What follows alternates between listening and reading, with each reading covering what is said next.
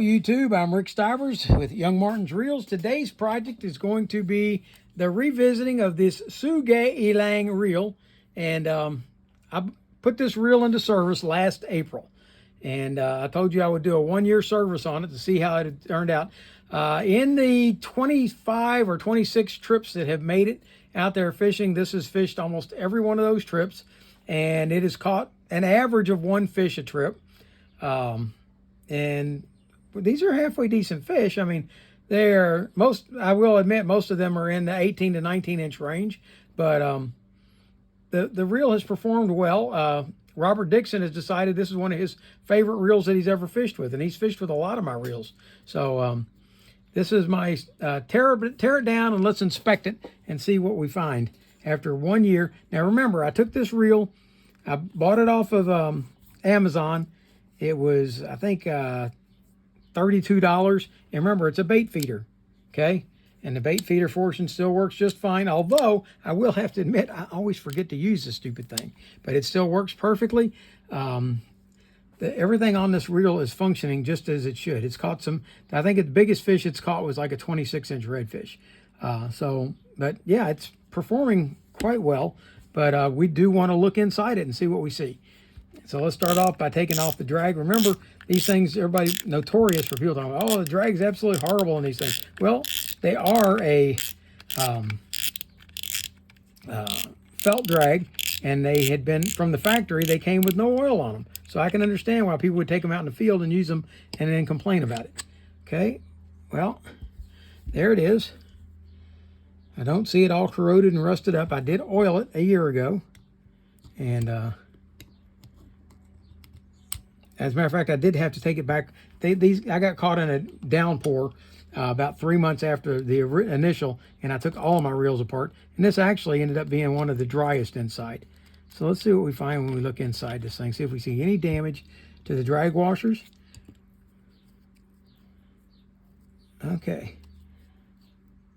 The drag washers have darkened. They're no longer bright white. That overall, considering it's been on 24 fishing trips in a year, I don't think that looks too bad inside. I do have a habit of putting my rods up in the rod holders and then cruising around the lake. And if they're into one of the rear rod holders, they tend to get kind of damp back there. And that's probably why you see all this water spotting around this. Okay, but that all still looks really good inside.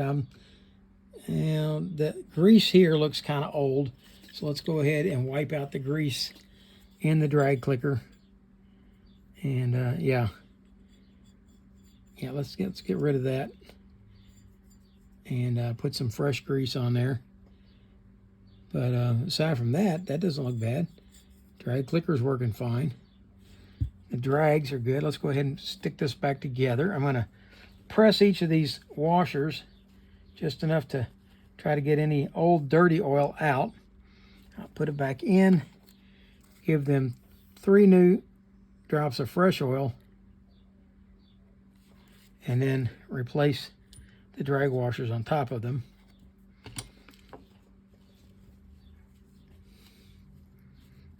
And I may not do a complete tear down of this because I don't really think it's necessary. This reel looks really good.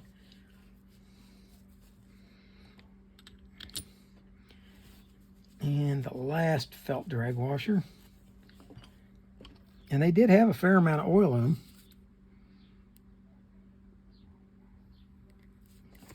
Okay, and the last drag washer. There we go. And it does look like I've got room in there to add another set of drag washers if I wanted. But I don't think it's needed. I think maybe that means those drag washers have crushed down a little bit, the felt, maybe.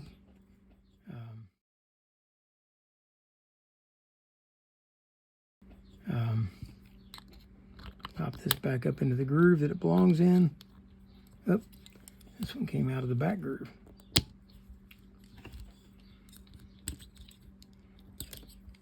Let's try all over again.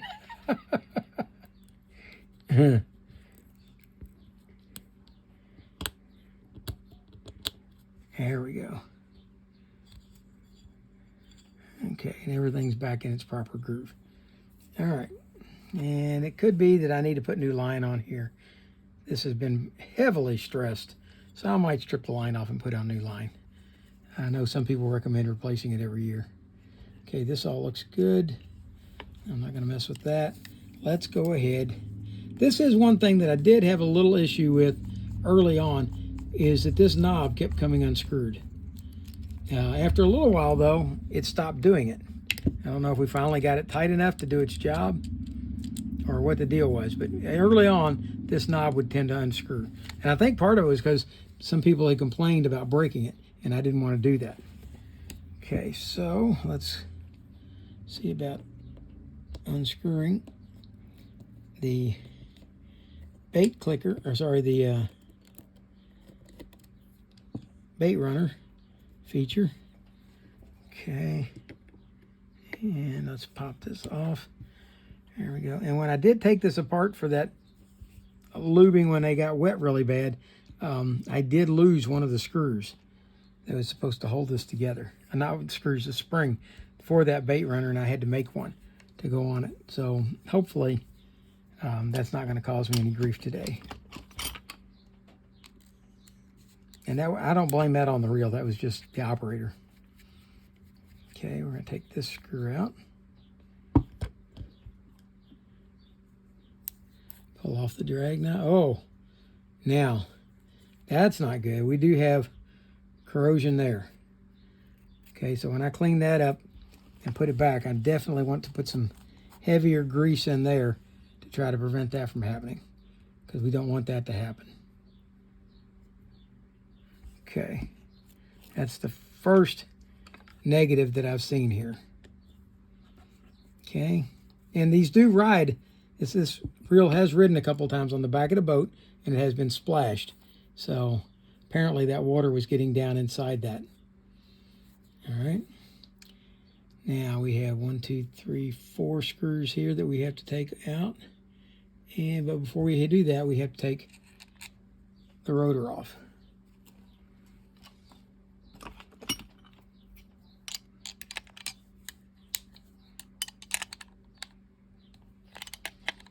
Okay, it's reverse threaded. Take the nut off. Take the rotor off. Okay, now we have 5 screws, not just 4. Now, if you were somebody who had one of these and you were fishing it twice a year, you wouldn't need to do all this. I mean, this has been a heavily fished reel for a cheap reel. It's been put through a lot more than you would normally put one of these cheap reels through.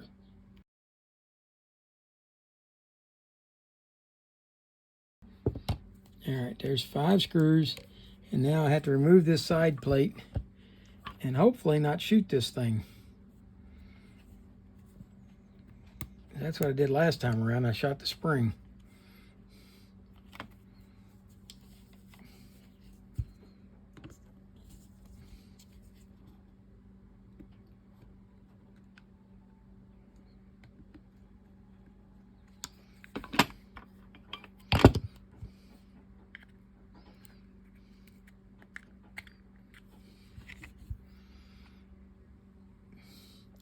That's the spring that I shot last time.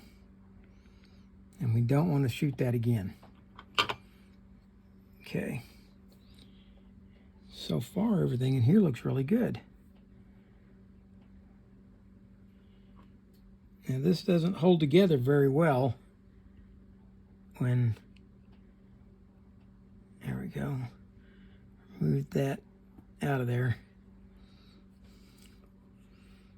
Okay, and I'm going to want to take this spring out back here and check this drag, because if the spring is rusted, there's a possibility that the drag parts in there are rusty as well. So we're going to pop this spring up and out of here.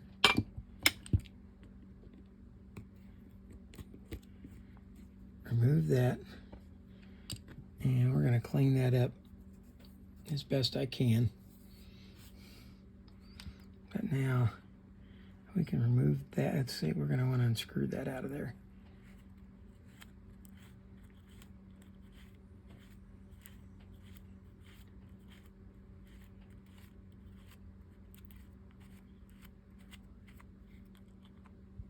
we go. Oh, well, inside it's looking pretty good. Okay, there's no damage in there. And since I'm running on limited time, I'm not going to pull all that apart.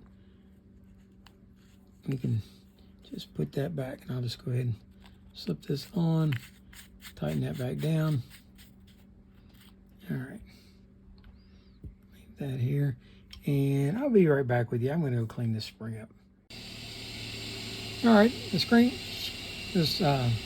spring cleaned up pretty good. Not perfect, but good, better. We'll slip that in, get it into its groove, and bring it around until it snaps into place. But now what I'm going to do is go ahead and put me a nice layer of grease on top of that. And hopefully that will help keep that from happening again. Okay, that's my plan, is pack that in there with grease so that hopefully it won't corrode and rust up like that again. All right, we're ready now. Slip this back in. Oh, yeah. The spring should have been put in after I put this next piece in.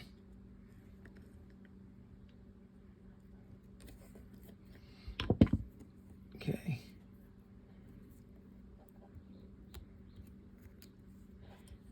All right, put the piece back in.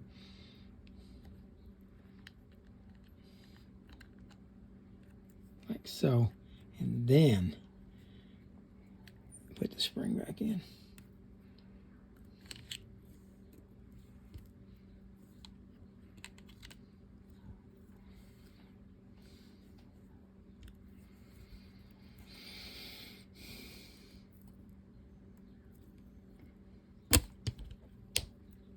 There we go.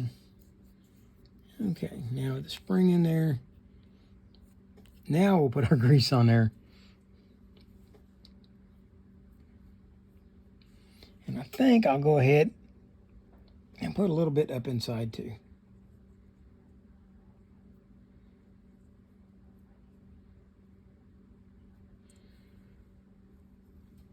There we go.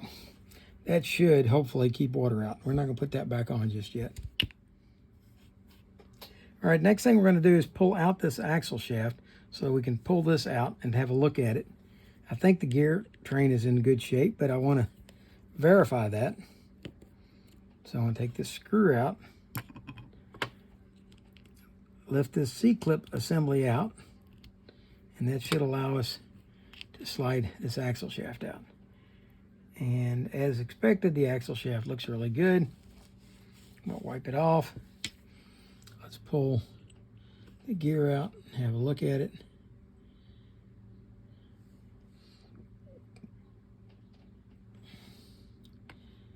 Let's take the crosswind block out.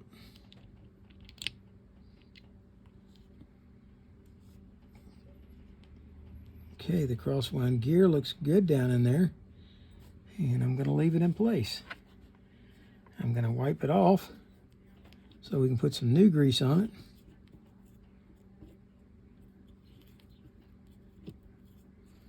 But when you consider the amount of usage that this reel has had, I'm pretty impressed. Okay, there's our gear. I'm not seeing any signs of wear there.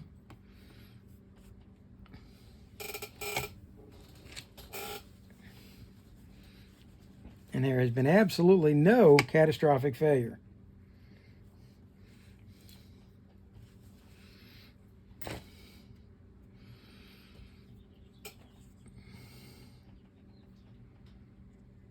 Okay, there's been no water intrusion into here. This all looks good. All right. Well, folks, I'm going to slap this thing back together, and we're going to call it good because I don't see anything wrong with it at all. So we're going to put it back out there into use. I was kind of planning on retiring, or maybe, you know, if it looked bad, retiring it and get rid of it. But so far, this reel's stood up to everything I've thrown at it. Except, and I will say, we did break a spool.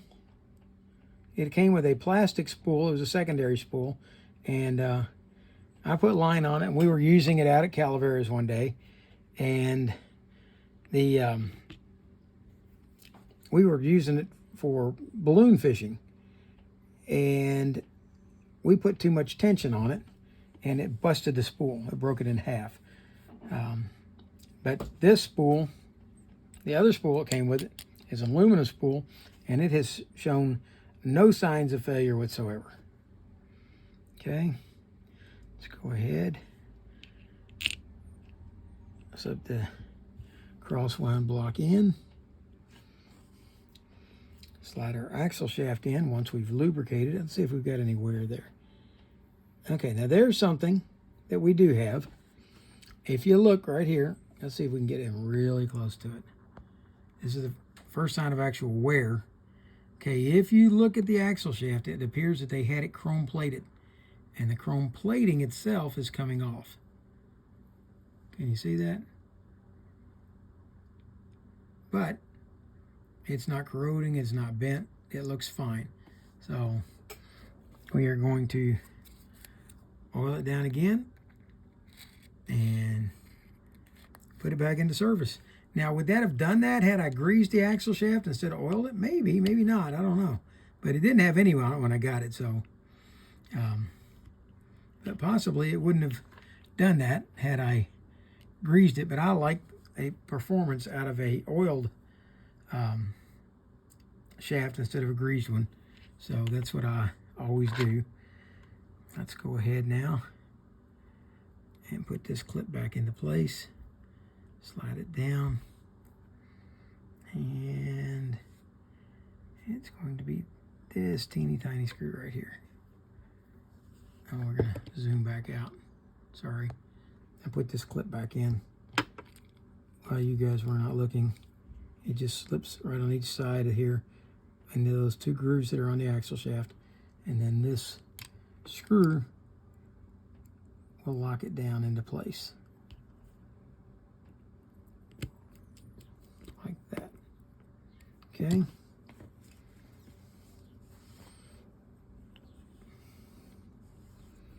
now it's time for it to get a little hairy because we have to go back and put this piece back in. Okay, and there's a post right there that this is supposed to hook on. Right there.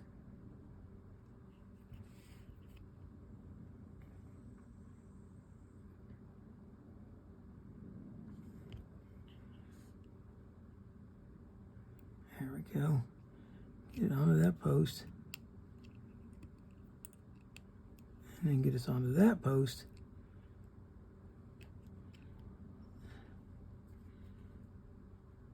And I have it upside, I've got it upside down.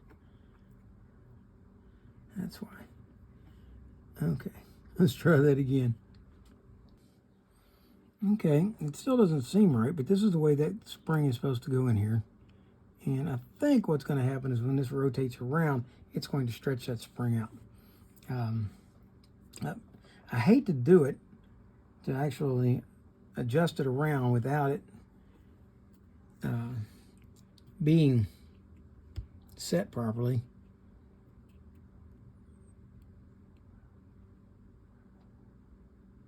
Okay, yeah. That comes around like that. Okay. Good. And then when it rotates, that'll snap it back. Okay. That's good. All right. This spring is bigger than the one that belongs in here, but that was as close as I could come to what was originally in it.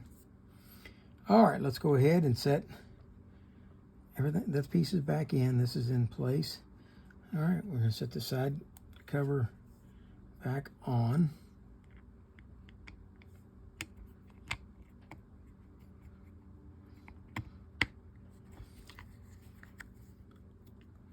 Like that. Okay, if I have it correct, then if I put this on here,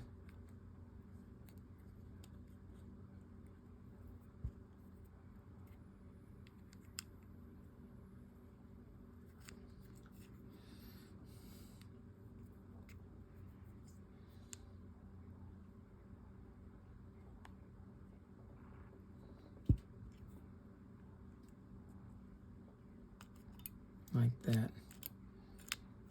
Then if this rotates around, it should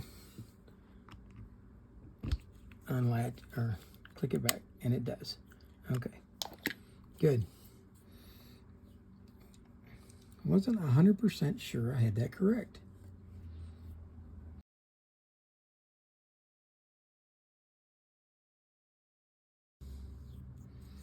All right, these other screws can wait to go in until I've got the rest of this back together.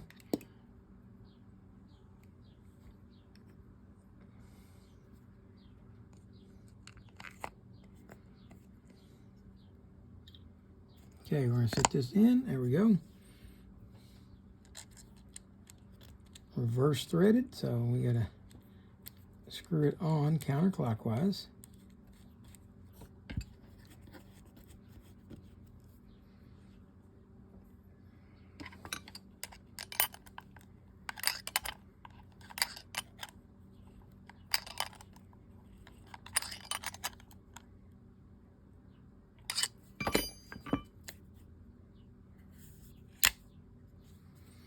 Okay, we're going to put the back cap back on now.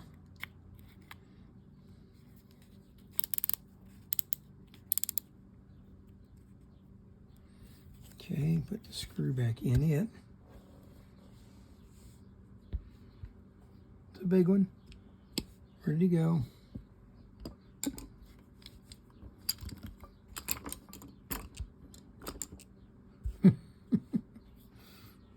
We'll locate him in a minute. There's a big screw that goes right there. Or a bigger screw.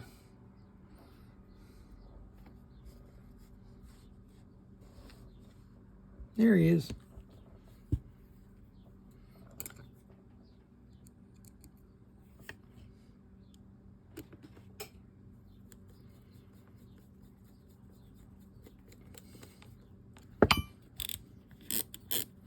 Okay. Gonna slide on our clicker. And I've been sitting here for a few minutes trying to figure out where in the world this guy went. There he is. He's a spacer drag washer. Okay, let's put the spool back in place.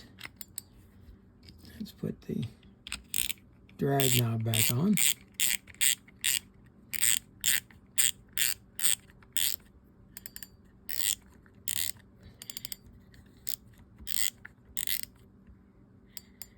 It's good. Okay, let's put our other half of this back on, like so, and put our little screw, that's this tiny one right here, he's going to go right there.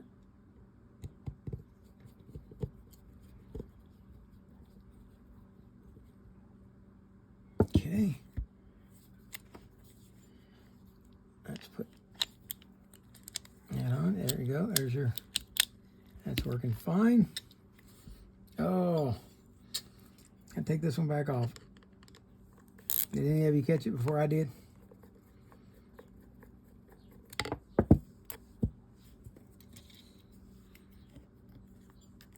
That one's got it going.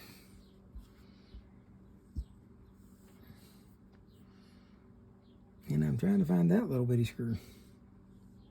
Let's see what we got here. Get some dust. Okay, put that back on.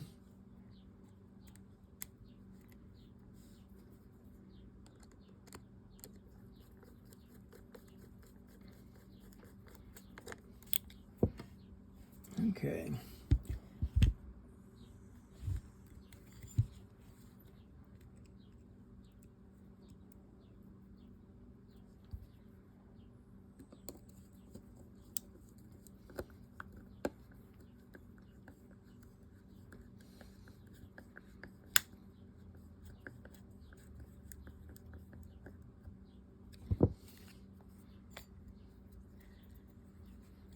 Okay.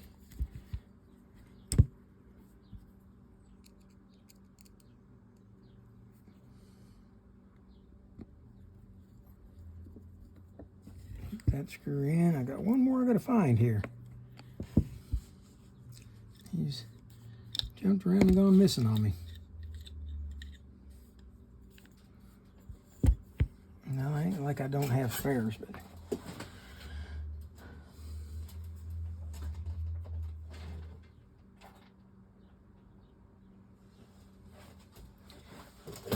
but I do have an appropriately sized screw for there.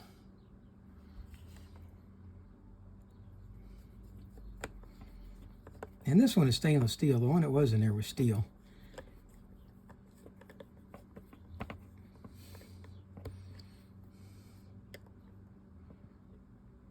There we go. Okay.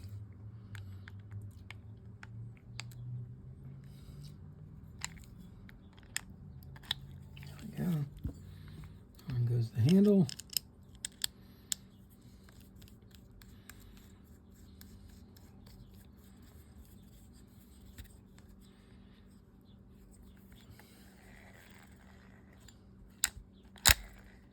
And let's add a little oil here, here, here, here, along here, and around here.